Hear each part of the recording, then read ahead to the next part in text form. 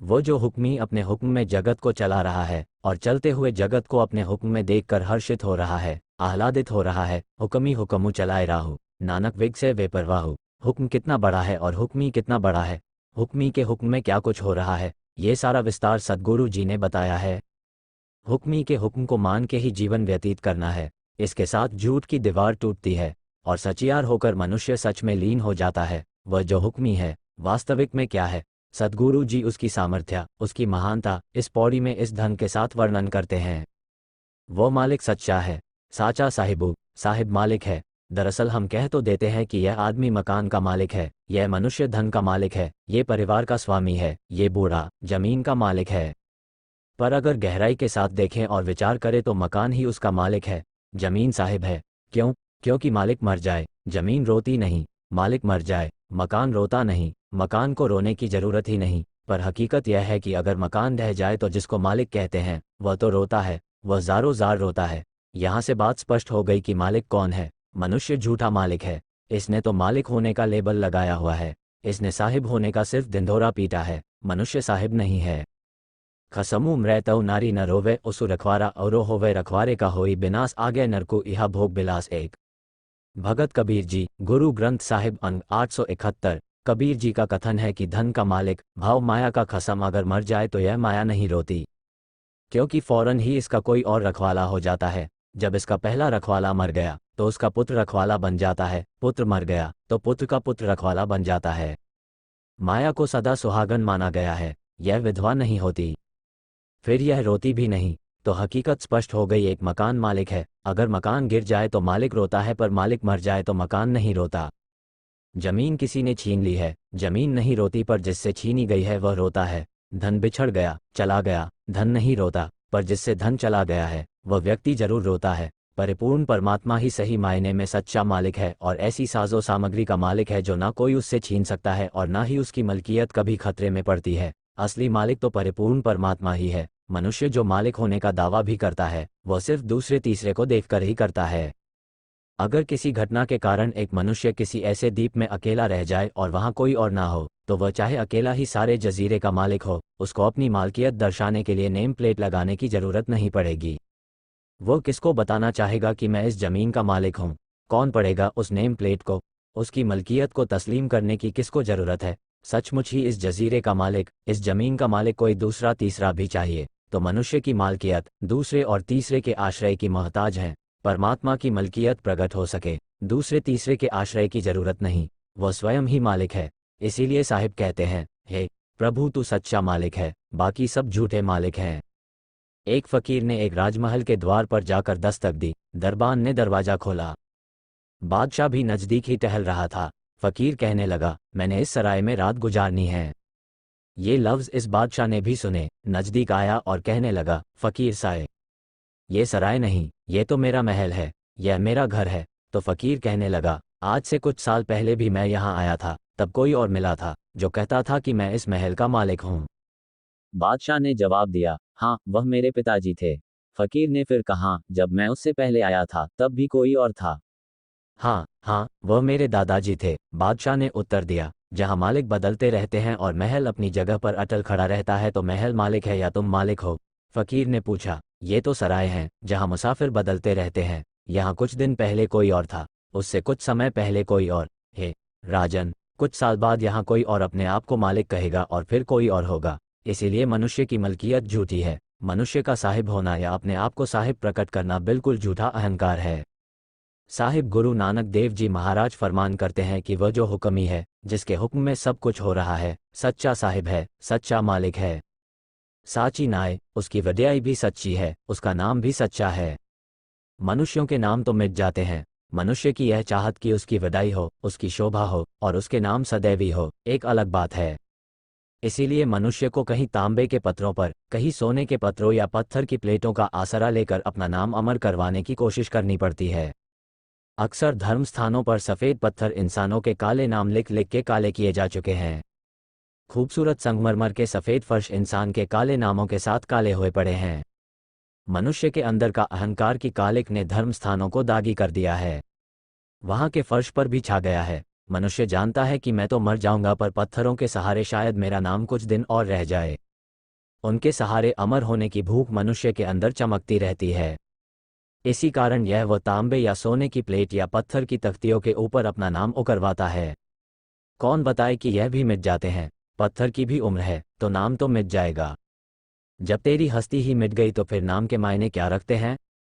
तेरे साथ तेरी वड्याई भी खो गई, तेरे गुण ही गुम गए तो फिर तेरा नाम क्या मायने रखता है? सद्गुरु यहाँ कह रहे हैं कि एक मालिक ही सच्चा है, उसकी वड्याई ही सच्ची है।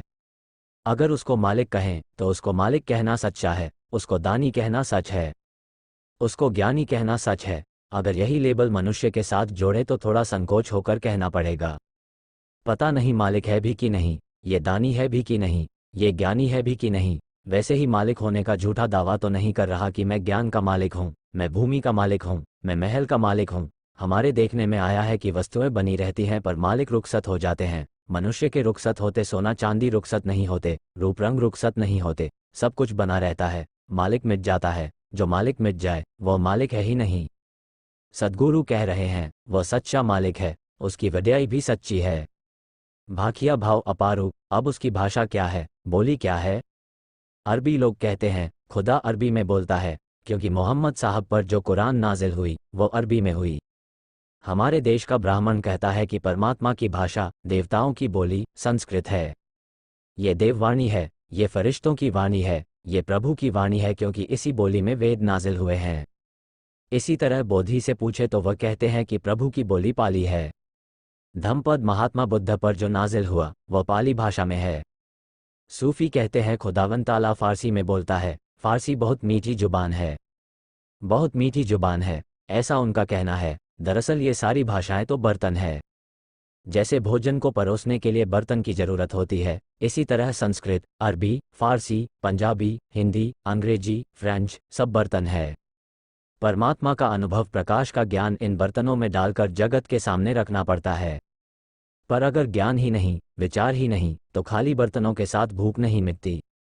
4 दिन का कोई भूखा हो और सोने के खाली बर्तन उसके आगे रख दे, किस तरह अपनी भूख मिटाएगा? तो भाषा एक बर्तन है, बर्तन से ज़्यादा इसकी कोई अहमियत नहीं। दरअसल मनुष्य भी एक बर्तन ही है। इसमें जो ज्ञान है वह ज्ञान ईश्वर का ही है, परमात्मा का ही है। बोली मनुष्य की हो सकती है पर ज्ञान परमात्मा का है। बर्तन मनुष्य के रूप में हो सकते हैं पर ज्ञान ईश्वर का है। इसीलिए साहिब गुरु नानक देव जी महाराज ने प्रभु का ज्ञान अलग अलग भाषाओं में जगत के सामने रखा है, पर साफ कह दिया ये ज्ञान मेरा नहीं, ये तो जैसी मैं आवे खसम की बाणी तैसड़ा करी ज्ञानु वे लालो। अब सवाल ये पैदा होता है कि प्रभु जो सच्चा मालिक है, सच्चा और सदैवी मालिक है, जिसकी वड्याई सच्ची है, उसकी भाषा क्या है?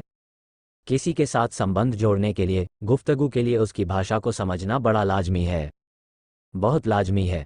अगर भाषा ही नहीं समझ में आ रही है या जिसके साथ बोले जा रहे हैं वही हमारी बोली नहीं समझ रहा तो संबंध कैसे जुड़ेंगे?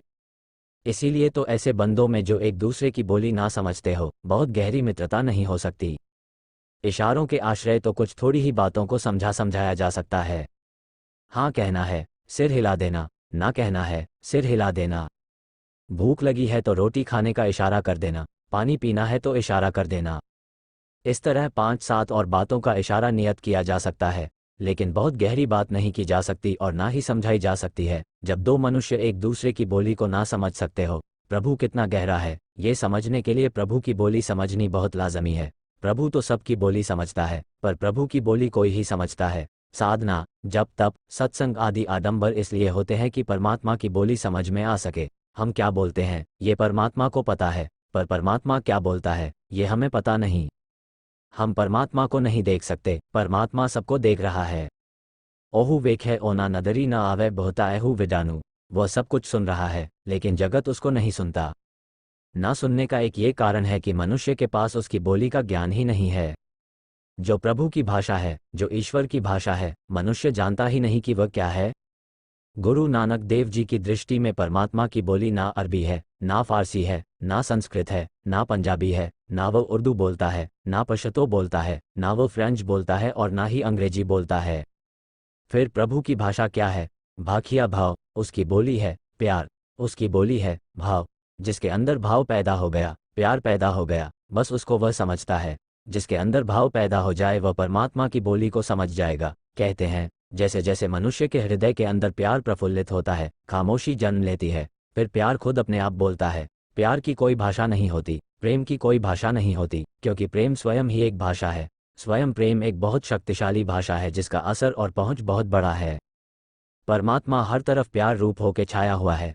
उसकी बोली भी प्यार है और वह समझता भी प्यार की बोली को ही है। बाकी बोलियां तो वैसे हवा में ही उड़ जाते हैं। जिसके अंदर प्यार पैदा हो जाता है वह परमात्मा की बोली समझने लग पड़ता है। वह परमात्मा के साथ संबंध भी जोड़ लेता है। उसको समझ आ जाती है कि परमात्मा की बोली तो प्यार है, संस्कृत नहीं और अरबी भी नहीं। भाखिया भाव अपारू, वह समझता ही प्यार की भाषा है क्योंकि यह उसकी अपनी बोली है। जिसको रोज याद करे तो याद ही प्यार बन जाती है। जिस तरह खाया हुआ भोजन थोड़ी देर के बाद खून बन जाता है, इसी तरह किया हुआ सिमरन प्यार बन जाता है, की हुई याद प्यार बन जाती है। भाखिया भाव अपारू, लेकिन मनुष्य कहीं विचार के साथ संबंध जोड़ना चाहता है, कहीं धन के साथ संबंध जोड़ना चाहता है, कहीं गुण के साथ, कहीं कला के साथ, कहीं ज्ञान के साथ संबंध जोड़ना चाहता है, कहीं वैज्ञानिक पक्ष से उसकी खोज करना चाहता है। तो होता क्या है? कलाकार भी उस तक पहुंचने में असमर्थ हो जाते हैं, धनवान भी इधर ही रह जाते हैं, वैज्ञानिक भी और ज्ञानी भी इसी तरफ रह जाते हैं, पर प्रेमी पहुंच जाता है। प्रेमी का संबंध जुड़ जाता है क्योंकि वह परिपूर्ण परमात्मा के साथ प्यार की बोली में ही बात करता है। प्रेमी ने उसकी बोली समझ ली होती है। भाखिया भाव अपारू, उसके साथ संबंध जोड़ने का एक ही तरीका है, प्यार। वो सर्वज्ञ है, व्यापक है, जर्रे जर्रे में समाया हुआ है, समग्र रूप में। प्यार की कोई सीमा नहीं होती, जिसकी सीमा है वह तो मोह है। जो असीम है वह प्यार है। अगर प्यार की सीमा बन जाए तो सिर्फ परिवार तक रहेगा, मित्र तक रहेगा, इसलिए वह मोह है। जब ये बंधन टूटते हैं, ये दीवारें टूटती हैं, तो फिर प्रेम में बदलता है। प्रेम तो समग्र है क्योंकि परमात्मा समग्र रूप में व्यापक है, इसीलिए प्यार की कोई सीमा नहीं होती। जिसको हम प्यार समझे बैठे हैं या कहते हैं, वह सिर्फ मोह है।